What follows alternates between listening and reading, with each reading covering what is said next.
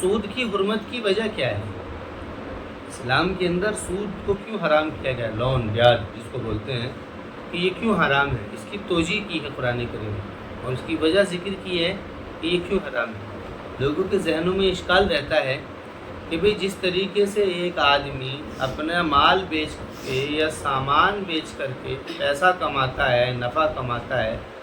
ایسے ہی ایک آدمی اپنا پیسہ خرچ کر کے پیسہ کماتا ہے۔ اس میں دقت اور پریشانی کیا ہے؟ اس سوالات ہے جو مستشرقین کی طرف سے یا غیر اسلامی نظریے کی طرف سے جو سوال کیا جاتا ہے، ایک یہ اشکال ہے۔ تو قرآن کریم نے بات یہاں سے شروع کی ہے کہ الذین یأکلون الربا، کہ وہ لوگ جو کہ ربا کھاتے ہیں، سود کھاتے ہیں، کہ جو لوگ سود کھاتے ہیں یعنی زیادتی کھاتے ہیں کھانے میں اور پینے میں، یعنی ان ساری چیزوں میں جو لوگ زیادتی کے خواہش رکھتے ہیں، لا یقومون الا کما یقوم الذی یتخبطہ الشیطان من المس، کہ وہ ایسا ہی ہوگا کہ وہ نہیں کھڑے ہو سکیں گے قیامت میں، نہیں کھڑے ہو سکیں گے وہ قیامت میں، مگر الا کما یقوم الذی، جیسے کہ کھڑا ہوتا ہے وہ شخص کہ جس کو شیطان چھو کر کے خبط کر دیتا ہے، بجھا دیتا ہے۔ مثلا جیسے کسی کے اوپر اثرات ہو جاتے ہیں، جن کے اثرات ہو جاتے ہیں، اس کے اوپر کوئی جن یا اس کے اوپر کس طریقے کے حالات ہو جاتے ہیں، تو اس کی حال یہ ہو جاتا ہے کہ وہ کھڑا نہیں ہو پاتا ہے، مطلب اس کی طاقت اندر کی ختم ہو جاتی ہے، اس کی عقل ختم ہو جاتی ہے، مطلب وہ بظاہر دیکھنے میں تو طاقتور ہوتا ہے، لیکن اس کے اندر جو پریشانی اور تکلیف ہے، اس کی وجہ سے اس کی یہ اتنی حالت نہیں ہوتی ہے کہ وہ کھڑا ہو سکے۔ تو یہ قرآن کریم نے یہ بات کیا کہی ہے؟ بات یہ ہے کہ انسان نے پہلے وجہ سمجھ لو کہ اس کی وجہ کیا ہے، حرمت کی وجہ کیا ہے۔ دیکھیے یہ جو انفاق کا حکم ہے، یہ قرآن کریم میں سورہ بقرہ میں چل رہا ہے، اور پیچھے سے مضمون چلتا ہوا آ رہا ہے، اور اس کے اندر ترغیب دی جا رہی ہے۔ پہلے ترغیب یہ دی گئی تھی اس سے پہلے کہ ایسے لوگوں پر خرچ کرو جن کو فقر اللہ نسبت اللہ کی وجہ سے آیا ہو۔ اس سے پہلے بات کہی گئی تھی کہ شیطان تم کو فقر سے ڈراتا ہے، اور پھر یہ بات کہی گئی تھی کہ جو لوگ پیسہ خرچ کرتے ہیں اور پیسہ خرچ کرنے کے بعد میں اس میں احسان جتلاتے ہیں، ان کی مثال ایسی ہے جیسے کہ ایک چٹیل میدان کے اوپر مٹی پڑی ہوئی ہو اور تیز بارش آئے اور بارش اس کی مٹی کو اوپر سے ختم کر کے بالکل ایک دم صاف کر دیتی ہے۔ ایسے ہی خرچ کرنے والے اگر احسان جتلا رہے ہیں، بات یہ نہیں ہے کہ نفع کما رہے ہیں، بات یہ ہے کہ رقم دے کر کے احسان جتلا رہے ہیں، یہاں پر یہ بات کہہ دی گئی تھی۔ اور اس سے پہلے یہ مضمون آیا تھا کہ جو بھی تم خرچ کرتے ہو وہ اللہ تعالیٰ کے یہاں پر جمع ہے، اور تمہارے خرچ کرنے کی مثال ایسے ہی ہے جیسے کہ کسی کسان نے دانہ ڈالا ہو زمین کے اندر، اور وہ زمین سے دانہ نکل کر کے وہ 7 بالیاں پیدا کرتا ہے گیہوں کے دانے کی طرح، اور پھر اس کے اندر ہر بالی کے اندر 100 دانے ہوتے ہیں، تو ایک دانہ خرچ کرنے پر اس کو 700 دانے مل رہے ہیں۔ یہ ترغیب برابر آ رہی تھی۔ اب یہ فرمایا کہ ایسے موقع پر اگر کوئی ضرورت مند تمہارے پاس میں آ رہا ہے، کوئی پریشان حال تمہارے پاس میں آ رہا ہے، تو تم اس پریشانی کے بعد میں اس کے پریشان ہونے کے باوجود، چاہے وہ اس کو فقر اس وجہ سے آیا ہو، حالانکہ یہ تو اعلیٰ وجہ ہے نسبت اللہ کی، یا اور دوسری وجہ ہو، اور وہ آ کر کے تم سے سوال کر رہا ہے، تو تم اس کو دے رہے ہو، لیکن اس کے اوپر تم منفعت کا نظریہ رکھتے کہ تم خرچ تو کر رہے ہو، اس کو دے تو رہے ہو، لیکن تمہارا خیال یہ ہے کہ یہ مجھے اس میں بڑھا کر کے واپس دے۔ ترغیب تو قرآن کریم کی یہ ہے کہ جو بھی تمہارے پاس میں ضرورت از زائد یعنی زائد از ضرورت ہو، ضرورت سے جو بھی زائد مال ہو اس کو خرچ کر دو، سب کو دے دو، اس کو اپنے پاس مت، کیونکہ جب بھی تمہارے پاس میں کوئی پریشان حال آ گیا ہے، وہ پیسہ تمہارا نہیں ہے، وہ اب اس کا ہے جو تمہارے سامنے ضرورت مند آیا۔ یہ پہلی بنیادی بات ہے کہ جو بھی مال زائد از ضرورت ہے اس کو خرچ کر دو، یہ پہلی ترغیب ہے۔ لیکن اگر ایسا نہیں ہو سکتا ہے اور تمہارے پاس میں کوئی پریشان حال آ رہا ہے تو اس کو قرض دے دو، کم از کم اتنا تو کر لو کہ تم اس کو کم از کم اتنا تو کر لو کہ جو تمہارے پاس میں پریشان حال آ رہا ہے کہ اس کو تم قرض دے دو، اتنا تو کر لو کم از کم۔ اور اس کے اوپر یہ ظلم تم کرو کہ اس کو قرض دینے کے بعد میں بھی اس سے تم نفع کا ارادہ رکھ رہے ہو، ترغیب تو یہ تھی کہ جو تمہارے پاس میں ضرورت سے زائد مال ہے وہ سب تم دے دو، لیکن اگر تمہارے کو مسئلہ یہ ہے کہ ضرورتیں ہمارے پاس بھی ہیں یا ہو سکتی ہیں یا مستقبل کے خیال سے کچھ رکھنا چاہ رہے ہو رکھ لو، لیکن اگر کوئی پریشان حال آ رہا ہے، وہ قرض مانگ رہا ہے، اس کو دے دو، اور پھر تم اس کے اوپر نفع کا خیال رکھو۔ سود کیا ہے؟ سود یہی ہے کہ قرض پر منفعت کا خیال، قرض پر منفعت کا خیال یا قرض کے اوپر منفعت کا سوال۔ 1,00,000 روپے دے دیے ہیں قرض کے طور پر، اور اس کے اوپر منفعت یعنی کہ اس کے اوپر میں اتنا پرسنٹ لوں گا، 1%، 2% یا جو بھی پرسنٹ ہو، تو یہ جو قرض کے اوپر جو منفعت کا خیال ہے، اس کے اوپر قرآن کریم نے رد کیا، اس کو سود کہتے ہیں۔ اس کو کیا ہے؟ سود کہتے ہیں۔ اس کے مقابل میں وہ دوسرا شخص جو تمہارے پاس میں آ رہا ہے کہ وہ ضرورت مند نہیں ہے، جو تم سے آ کر کے سامان خرید رہا ہے، گیہوں خرید رہا ہے، دانہ خرید رہا ہے، غلہ خرید رہا ہے، یا کوئی بھی چیز خرید رہا ہے، کہ وہ ضرورت مند نہیں ہے، وہ تو اپنی ضرورت کو پورا کرنے کے لیے کھانا پینا لینے کے لیے آیا ہے، یہ تو تنگ دست ہے، پریشان حال ہے۔ یہ کیا ہے؟ پریشان حال ہے، وہ پریشان نہیں ہے، اس کو ضرورت پیش آ گئی کھانے پینے کی، تو وہ ایک تجارت ہے کہ وہ تم سے بھاؤ تاؤ کر رہا ہے کہ بھئی یہ کتنے کا ہے، اتنے کا، تو بھاؤ تاؤ کے اندر اس کو بھی فائدہ ہو رہا ہے،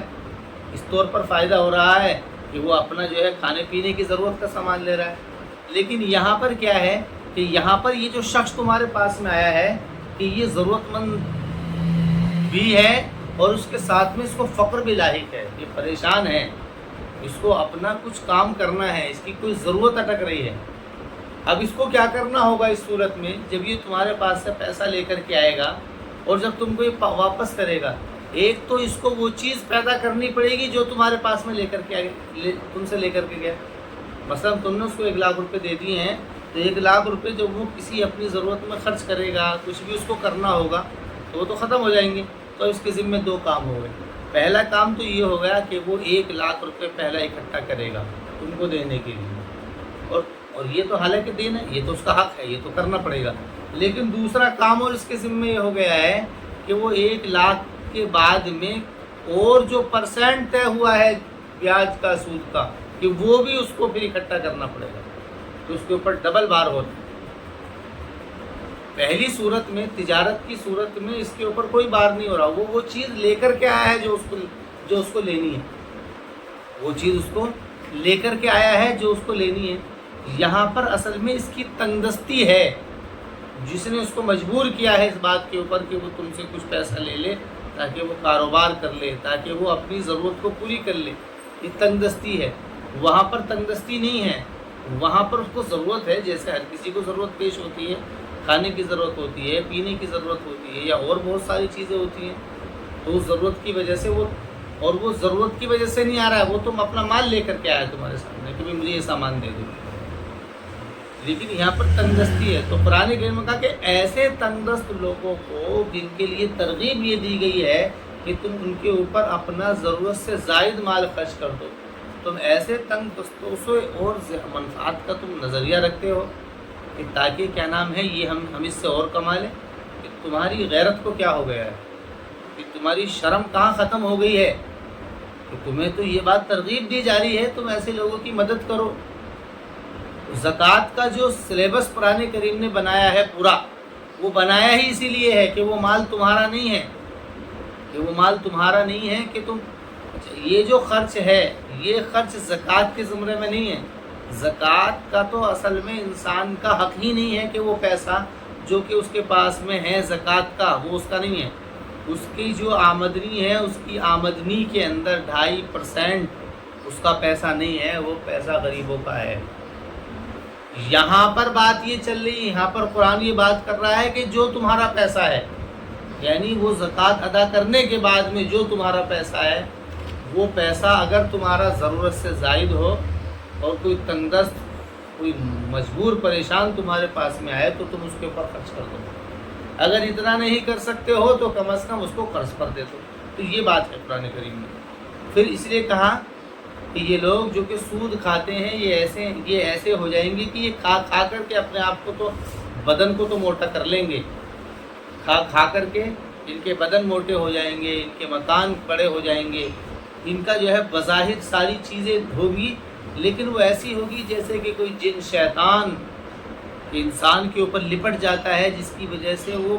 باطنی اعتبار سے بالکل پریشان ہوتا ہے.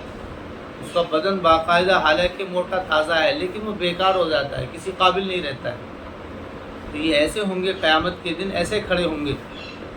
اس کی وجہ ذالک بانہم قالوا، یہ اس وجہ سے، اور اسی کو قرآن کریم نے اسی بات کو موضوع بنا کر کے ذکر کیا ہے کہ اس وجہ سے ہے کہ انہوں نے یہ بات کہی انما البیع مثل الربا، کہ سود تو بے کی طرح ہے، جیسے ہم لوگ تجارت کرتے ہیں ایسے ہی ہم لوگ یہ کرتے ہیں. تو قرآن کریم یہاں پہ ان کی عقل، بھائی تمہاری عقل کہاں ماری گئی؟ تمہاری عقل خراب ہو گئی ہے کیا؟ کہ بھی یہ لوگ تندرستی کی وجہ سے، اپنے فقر کی وجہ سے تم سے پیسہ مانگ رہے ہیں تاکہ یہ کچھ کاروبار بزنس کر لیں یا کچھ کر لیں. تمہیں ان کی مدد کرنی چاہیے، تم ان سے اور زیادہ منفعت کا سوال کر رہے ہیں. اور جو بے ہے، بے کے اندر تو انسان تجارت کرنے کے لیے تمہارے پاس میں آیا ہے، کاروبار بزنس کرنے کے لیے تمہارے پاس میں آیا ہے، یا وہ جو بھی ضرورت کا سامان لینے کے لیے آیا ہے وہ اپنے پاس میں پیسہ لے کر کے آیا ہے یا سامان لے کر کے آیا ہے، کہ وہ تو ایک تجارت کی شکل ہے. ذالک بانہم قالوا انما البیع مثل الربا، یعنی کہ انہوں نے کہا تھا کہ جائز ہونے میں، یہ جائز ہونے میں انہوں نے کہا تھا کہ یہ تو سود کی، یہ تو تجارت کی طرح ہے. اور یہ کیا ہے؟ تشبیہ کے عکس کا مبالغہ ہے. قرآن کریم نے یہاں پر مبالغے کے طور پر اس بات کو ذکر کیا ہے کہ یہ انہوں نے کیسے کہا. اور احل اللہ البیع وحرم الربا، حالانکہ اللہ تعالیٰ نے بیع کو حلال کیا ہے، اس کے اندر اللہ تعالیٰ برکت دیتے ہیں. وحرم الربا، اور اللہ رب العزت نے ربا کو حرام کیا ہے، سود کو اللہ نے حرام کیا ہے. یہ ایسے کیسے ہو سکتا ہے؟ ومن جاءہ موعظۃ من ربہ فانتہی، تو قرآن کہہ رہا ہے کہ جس کے پاس میں کوئی نصیحت آ گئی اس کے رب کی طرف سے اور وہ رک گیا، یعنی جس کو پتہ نہیں تھا اس کو پتہ لگ گیا اور وہ رک گیا سود کھانے سے، کہ بھئی اللہ فرماتے ہیں فَلَهُ مَا سَلَفَ، تو اس کے لیے وہ ہے جو کہ یعنی کہ جو گزر گیا، مطلب جو پہلے ہو گیا ہے اس کو قرآن نے معاف کر دیا ہے، جو ہو چکا ہے. لیکن آئندہ اس کا دھیان رکھا جائے. فَلَهُ مَا سَلَفَ وَمَنْ عَادَ، اور جو شخص پتہ لگ وَأَمْرُهُ إِلَى اللَّهِ، فرمانے کہ اس کا فیصلہ پھر اللہ تعالیٰ کرے گا، یعنی اس کا جو حکم ہے وہ اللہ تعالیٰ کی طرف ہے. جس سے ہو گیا اس کو پچھتاوا ہوا اس کو چھوڑ دو، لیکن جس کے پاس میں بات پہنچ گئی ہے اور اس کے بعد بھی پھر وہ سود کھانے کے اوپر تیار رہے اور سود کے لیے کوشش کرتا رہے، وَمَنْ عَادَ فَأُولَٰئِكَ أَصْحَابُ النَّارِ، یعنی یا وہ یہی کہتا رہے کہ بیع بھی سود کی طرح ہے، ایسا کہتا رہے، فَأُولَٰئِكَ أَصْحَابُ النَّارِ هُمْ فِيهَا خَالِدُونَ، یہی لوگ ہیں جو کہ جہنمی ہیں، وہ اس کے اندر ہمیشہ رہیں گے. يَمْحَقُ اللَّهُ الرِّبَا وَيُرْبِي الصَّدَقَاتِ، اللہ فرماتے ہیں کہ اللہ تعالیٰ سود کو محق کر دیتا ہے. محق محقن کہتے ہیں کسی چیز کو اندرونی طور پر کھوکھلا کر دینا. محق اندرونی طور پر کہ ایک سامنے اسٹرکچر دکھائی دے رہا ہے کھڑا ہوا، لیکن وہ اندر سے اتنا کھوکھلا ہے کہ اگر پھونک بھی مارو تو وہ گر جائے. وہ ایک سامنے ایک بہت بڑا مطلب بنا ہوا تعمیر ہے، پورا اسٹرکچر ہے کھڑا ہوا، لیکن وہ اندر سے اتنا کھوکھلا ہے کہ کوئی بھی کمزور سے کمزور آدمی اگر اس کو پھونک مار دے یا اس میں ہاتھ مار دے وہ نیچے دھڑام سے زمین پہ گر جائے. تو قرآن کہہ رہا ہے کہ ایسے لوگ کہ جو لوگ سود کے ذریعے سے اپنی پراپرٹیوں کو اور اپنے آپ کو بڑھا رہے ہیں، ان کا اسٹرکچر بالکل ایسا ہی ہے جیسا کہ بالکل بے جان ہے، جس کے اندر کوئی طاقت نہیں ہے. اللہ تعالیٰ سود کو بجھا دیتا ہے، ختم کر دیتا ہے، وَيُرْبِي الصَّدَقَاتِ، اور صدقات کو بڑھا دیتا ہے. مطلب کیا ہے؟ مطلب یہ نظریہ لوگوں کے ذہن میں ہے کہ بھی سود لینے سے دینے سے، یعنی کہ سود لینے سے تو ہمارا پیسہ بڑھ رہا ہے، ہمارے 1 لاکھ بھی آ رہے ہیں اور اس کے اوپر نفع بھی آ رہا ہے، اور صدقہ دینے سے مال گھٹ رہا ہے. یہ اسی پس منظر میں بات کہی گئی تھی. یہ بات بہت زیادہ دھیان سے سمجھنے کی ہے. ایک آدمی تندرست تمہارے پاس میں آیا ہے، اپنی ضرورت کو لے کر کے تمہارے پاس میں آیا ہے، پریشان ہے وہ، تو تمہیں تو چاہیے تھا کہ تم اس کے اوپر صدقہ کرتے. تو لوگوں کے ذہن میں بات یہ آئی کہ بھائی صدقہ کرنے سے تو پیسے ختم ہو جائیں گے. ایک آدمی تم سے مانگ رہا ہے، اور قرض دینا بھی صدقہ ہے، قرض دینا بھی صدقہ ہے، کہ وہ تمہارے پاس میں آیا ہے کہ تمہارا کام تو یہ تھا کہ تم صدقہ کرتے، لیکن تم یہ سوچ رہے ہو کہ صدقہ کرنے سے مال کم ہوگا، تو قرآن اس نظریے کا رد کر رہا ہے کہ جس چیز سے تم یہ سمجھ رہے ہو کہ ہمارا پیسہ بڑھ رہا ہے، وہ تو حقیقت میں بے جان کھوکھلا ہو رہا ہے، اور جس چیز کی وجہ سے تم یہ سمجھ رہے ہو کہ ہمارا پیسہ گھٹ رہا ہے، اس کی وجہ سے تمہارا بڑھ رہا ہے۔ وَيُرْبِ الصَّدَقَاتِ، کہ اللہ تعالیٰ صدقات کو بڑھاتے ہیں، اس کو زیادہ کرتے ہیں، اس کو اگاتے ہیں اور اس کو کئی گنا کر دیتے ہیں۔ وَاللَّهُ لَا يُحِبُّ كُلَّ كَفَّارٍ أَثِيمٍ، اور اللہ تعالیٰ نہیں پسند کرتا ہے ہر انکار کرنے والے گنہگار کو۔ اثیم، اثم کہتے ہیں حق تلفی کرنے کو، مطلب ایسا انکار کرنے والا، کیسا انکار کرنے والا؟ جو اس بات کا انکار کرتا ہو کہ بھئی سود، کیا نام ہے، سود اور بے تجارت کے اندر جو فرق کو انکار کرتا ہو، جو کہتا ہو کہ اس کے اندر کوئی فرق نہیں ہے، یعنی جو فرق کا انکار کر رہا ہے، اللہ فرما رہے ہیں کہ اللہ تعالیٰ ایسے لوگوں کو پسند نہیں کرتا ہے، اور وہ اسیم، اسیم کہتے ہیں حق تلفی کرنے والا ہو، یعنی حق تلفی، غرباء کے فقر کو وہ دیکھتا ہو اور اس کے بعد بھی حق تلفی اس طور پر کرتا ہو کہ ان کے حق ادا نہ کرتا ہو۔ ان الذین آمنوا وعملوا الصالحات واقاموا الصلاۃ،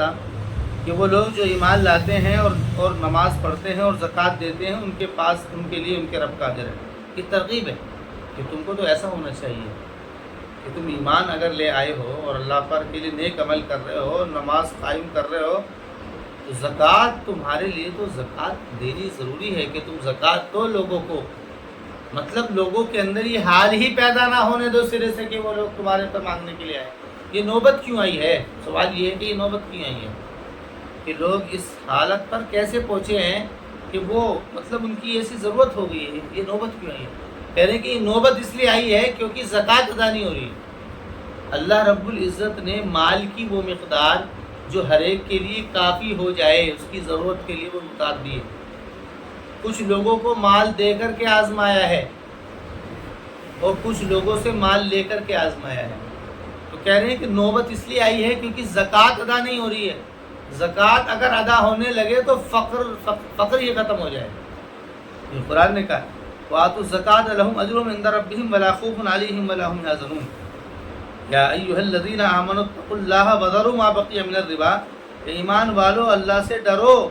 اور جو کچھ سود میں سے تم نے باقی رکھ رکھا ہے اس کو چھوڑ دو۔ مطلب یہ ہے کہ جو پیسہ تم نے دے رکھا تھا بیاج کے اوپر، اب اس کو چھوڑ دو، اس کے اندر کیا کرو، ان کنتم مؤمنین، اگر تم مومن ہو، فإن لم تفعلوا، لیکن اگر تم ایسا نہیں کرو گے، اگر تم ایسا نہیں کرو گے،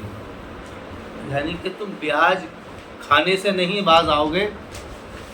فَأَذَنُوا بِحَرْبٍ مِّنَ اللَّهِ وَرَسُولِهِ، تو تمہارے لیے اعلان ہے اللہ تعالیٰ سے جنگ کا۔ یہ بڑی سخت وعید ہے جو کہ قرآن کریم کے اندر آئی ہے، یہ اسی موقع پر آئی ہے۔ حالانکہ اللہ تعالیٰ کی حکم کی مخالفت اور طریقوں سے بھی ہو سکتی ہے اور ہوتی ہے، کفر ہوتا ہے، شرک ہوتا ہے، اعمال کو چھوڑنا ہوتا ہے اور بہت ساری چیزیں ہوتی ہیں، لیکن یہاں پر قرآن کہہ رہا ہے کہ جو لوگ سود کھانے سے نہیں باز آ رہے ہیں ان سے کہہ دیجئے کہ وہ اللہ تعالیٰ سے جنگ کے لیے تیار ہو جائیں۔ فَأَذَنُوا بِحَرْبٍ مِّنَ اللَّهِ وَرَسُولِهِ، تو آپ اعلان کر دو اللہ تعالیٰ سے جنگ۔ حرب کہتے ہیں گھماسان کی لڑائی کو، اللہ اور اس کے رسول سے، اس کے اندر سخت تحدید ہے۔ وَإِن تُبْتُمْ فَلَكُمْ رُءُوسُ أَمْوَالِكُمْ، یہ کہہ رہے ہیں کہ اگر تم توبہ کر لو، لوٹ جاؤ، تو تمہارے لیے مطلب ظلم تمہارے اوپر بھی نہیں ہوگا۔ جو تم نے بیاج کے اوپر پیسہ دے رکھا ہے کہ تم ان سے بیاج مت لو، جو تمہارا مول ہے یعنی جو تمہارا جمع ہے وہ تم واپس لے لو، تو تمہارے لیے تمہارے مال کا جو رؤوس ہے یعنی کہ اصل جو ہے وہ تمہارے لیے ہے، تمہارے اوپر ظلم نہیں کیا جائے گا۔ لا تظلمون ولا تظلمون، نہ تو تم ظلم کرو ان کے اوپر اس طور پر کہ ان سے تم سود کھاؤ، اور نہ ہی تمہارے اوپر ظلم کیا جائے گا اس طور پر کہ تم جو ہے، اس طور پر کہ تم یعنی کہ تمہارے سے جو تم نے پیسہ دے رکھا ہے قرض کے طور پر، جو پیسہ دے رکھا ہے جو تمہارا اصل ہے وہ تم سے کم کر لیا جائے، ایسا بھی نہیں ہوگا۔ وَإِن كَانَ ذُو عُسْرَةٍ فَنَظِرَةٌ إِلَىٰ مَيْسَرَةٍ وَأَن تَصَدَّقُوا خَيْرٌ لَكُمْ إِن كُنتُمْ تَعْلَمُونَ۔ اب یہاں پر قرآن کریم نے بڑی ایک خوبصورت بات کہی ہے، وَإِن كَانَ ذُو عُسْرَةٍ، یہ ترغیب ہے کہ دیکھیے اگر تم میں سے کوئی ایسا ہو جو کہ وسعت والا ہو، اگر تم میں سے کوئی ایسا ہو کہ وسعت والا ہو، اس کے پاس میں مطلب ہے وسعت، اس کے پاس میں اس کا ضرورت سے زائد وہ مال ہے، تو اس کو چاہیے فنظرۃ الی میسرہ کہ وہ ایک آسانی کے وقت تک اس کو مہلت دے دیں، ایک آسانی کے وقت تک اس کو مہلت دے، مطلب جب تک اس کو آسانی ہو واپس کرنے میں اس کو مہلت دے دیں۔ مطلب اب یہ ترغیب دی گئی ہے قرض کی۔ پہلی بات تھی کہ تم جو ہے خرچ کرو، پہلی بات یہ تھی کہ تم خرچ کرو، لیکن اگر تمہارے پاس میں یہ ہے کہ بھئی تم خرچ نہیں کر سکتے ہو، کہ تم ان کو مطلب صدقہ نہیں دے سکتے ہو، تو کم از کم یہ تو کر لو کہ تم ان کو ایک قرض میں دے دو اور ان کو ایک مہلت دے دو جب تک بھی ان کے لیے آسانی ہو، یہ کرو۔ اور فرمایا کہ اور بہتر بات تو یہ وَأَن تَصَدَّقُوا، اور اگر تم صدقہ کر دو، صدقہ کر دو کا مطلب یہ ہے کہ تم ان کو دے کر کے بھول جاؤ، دے دو یعنی کہ ان کے اوپر تم خرچ کر دو، یہ ہے اعلیٰ وہ بات جس کی ترغیب قرآن کریم میں ہے۔ اگر کوئی ضرورت مند آتا ہے کہ تم اس کو پیسہ صدقہ کر دو ان کو، اگر ایسا نہیں کرتے ہو تو کم از کم ایسا تو کر لو کہ ان کو قرض دے دو اور ایک مدت تک، جس مدت تک ان کو آسانی ہو سکتی ہو اس مدت تک ان کو مہلت دے دو۔ وَأَن تَصَدَّقُوا، تصدقوا کے بارے میں یہ ہے کہ اس میں تعلیل ہے، یہ طاقت تام ادغام ہو کر کے تصدقوا تھا اصل میں، ذالکم خیر لکم، کہ یہ بہتر ہے تمہارے لیے ان کو تم تعلمون، اگر تم اس کو جانتے ہو۔ اور روایت میں بھی آتا ہے، حدیث میں یہ ہے کہ جو کسی تنگدست کو مہلت دیتا ہے تو اللہ تعالیٰ اس کو ایسے دن میں اللہ تعالیٰ اس کو سائے میں رکھے گا کہ جس دن کسی کا سایہ نہیں ہوگا۔ یعنی جس نے کسی تنگدست کو مہلت دی ہو یا کسی تنگدست سے پریشانی کو ختم کر دیا ہو تو اللہ تعالیٰ اس کو ایسے دن میں اس کو سائے میں رکھے گا کہ جس دن اللہ کے علاوہ کوئی، یعنی اللہ کے عرش کے علاوہ جس دن کوئی سایہ نہیں ہوگا۔ واتقوا یوما ترجعون فیہ الی اللہ، اور تم ڈرو اللہ تعالیٰ سے اس دن میں کہ جس میں یومن کہ بدلہ دیا جائے گا اللہ تعالیٰ کی طرف، یعنی جس دن کہ تم لوٹو گے اللہ تعالیٰ کی طرف۔ واتقوا یوما ترجعون فیہ الی اللہ ثم توفی کل نفس، اور پھر ہر ایک نفس کو جو اس نے کمایا ہے وہ سارا کا سارا دے دیا جائے گا، ہم لا یظلمون، اور ان کے اوپر کچھ ظلم نہیں ہوگا۔